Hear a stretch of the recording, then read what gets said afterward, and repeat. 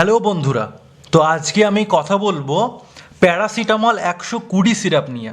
তো এখানে তোমরা সবাই স্ক্রিনে দেখতে পাচ্ছ যে আছে সুমল 120 আর ক্যালপল 120। তো আমি কেন প্যারাসিটামল নাম বলছি, কারণ এই যে ওষুধগুলো এর কম্পোজিশন হচ্ছে প্যারাসিটামল। দেখো কোম্পানি কিন্তু অনেক আছে। এটা অ্যালকেম কোম্পানি, তাই এর নাম সুমল 120। এটা জিএসকে কোম্পানি, তাই এর নাম ক্যালপল 120। তেমনইভাবে অ্যাপেক্স কোম্পানির আছে, তার নাম আসে P120 সিরাপ। এবার এছাড়াও আছে পাইরিক অ্যাসিড 120 সিরাপ, ডলো 120 সিরাপ, প্যারাসিটামল প্যারাসেপ একটা 120 সিরাপ আছে, লেমল 120 সিরাপ নামে একটা আছে। তো এই রকমভাবে কিন্তু হাজারটা প্যারাসিটামলের 120 পাওয়ারের সিরাপ আছে। তো সবগুলোরই ক্ষেত্রে কিন্তু ডোজ এক হবে, কাজ একই হবে, এবং সম্পূর্ণভাবে এই ওষুধটা কিন্তু ব্যবহৃত হয় জ্বরের জন্য। তো সুমল 120 ব্যবহৃত হচ্ছে জ্বরের জন্য, ক্যালপল 120 ব্যবহৃত জ্বরের জন্য। তো P120 কিন্তু অন্য কাজের জন্য ব্যবহৃত হবে না, ওটাও কিন্তু জ্বরের জন্যই ব্যবহৃত হয়। এইগুলো মানে তোমরা যে ওষুধগুলো নেবে, ওষুধগুলো সবসময় কম্পোজিশন দেখবে, সেটা যে কোম্পানির হোক না কেন। কম্পোজিশন যদি একই হয় তাহলে অবশ্যই মনে করবে কাজ এক।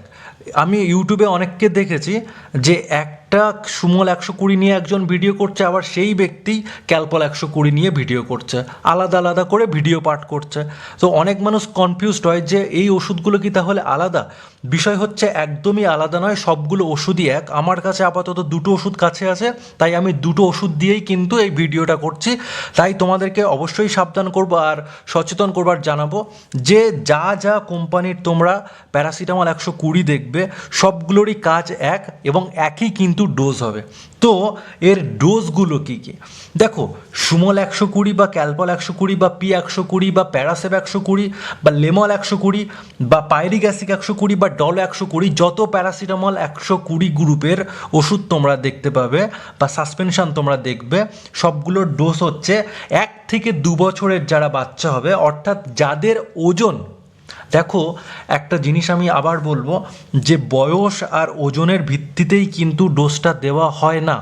বয়স এবং ওজনের ভিত্তিতে একরকম ডোজ নির্ধারিত হয়, কিন্তু তার পাশাপাশি রোগীর লক্ষণ অনুযায়ী, রোগীর অবস্থা অনুযায়ী কিন্তু ডোজ নির্ধারিত হয়। তো এই যে সুমল 120 বা ক্যালপল 120 বা P120, মানে যত প্যারাসিটামল 120 সাসপেনশন তোমরা দেখবে, সবগুলোর ডোজ হবে, যাদের 1 থেকে 2 বছর বয়স তাদের ডোজ হবে 6 থেকে 8 ml। আবার যাদের ওয়েট 10 থেকে 12 তাদেরও কিন্তু হচ্ছে 6 থেকে 8 ml।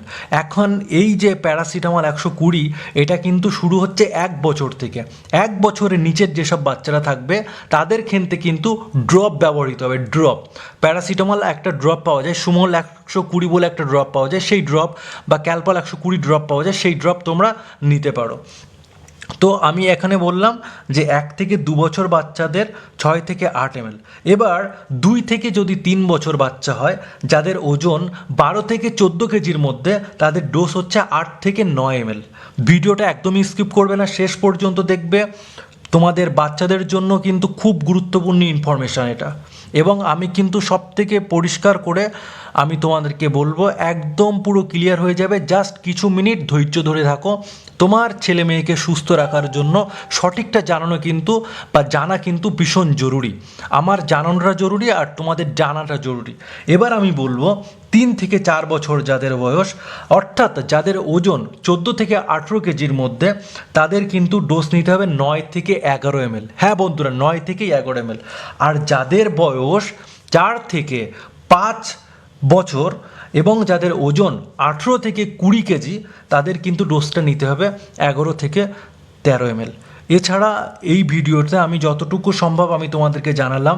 এই ওষুধগুলো কিন্তু সুমল 120 জ্বর হলে ব্যবহৃত হয়, হালকা মাথা যন্ত্রণার জন্য ব্যবহৃত হয়, এবং গা হাত পার কোনো জায়গায় ব্যথা যন্ত্রণাজনিত কারণেও কিন্তু এই প্যারাসিটামল সিরাপ ব্যবহৃত হয়। কোনো জায়গায় যদি কেটে যায় তো ঘা শুকানোর ওষুধের পাশাপাশি কিন্তু এই প্যারাসিটামল সিরাপ ব্যবহৃত হয়। এছাড়াও যদি তোমাদের মনে আরও অন্য কোনো প্রশ্ন থাকে যেটা আমি আজকে ভিডিওতে ব্যাখ্যা করতে পারলাম না, সেটা অবশ্যই তোমরা কমেন্ট বক্সে কিন্তু অবশ্যই কমেন্ট করবে, আমার কাছে জানতে চাইবে, আমি যতটুকু জানি তোমাদেরকে জানাবো। তো এই রকম মেডিসিন রিলেটেড কোনো ভিডিও যদি তোমরা পেতে চাও তো অবশ্যই এই চ্যানেলটিকে সাবস্ক্রাইব করে দিও এবং পাশে থাকা বেল আইকনটিও তোমরা প্রেস করে দিও, যাতে করে এই রকম ভিডিও প্রথমেই আমি যখন ছাড়বো তোমাদের ফোনে চলে আসে। তো ভিডিওটা যদি ভালো লাগে অবশ্যই বন্ধুরা একটা লাইক করে দেবে।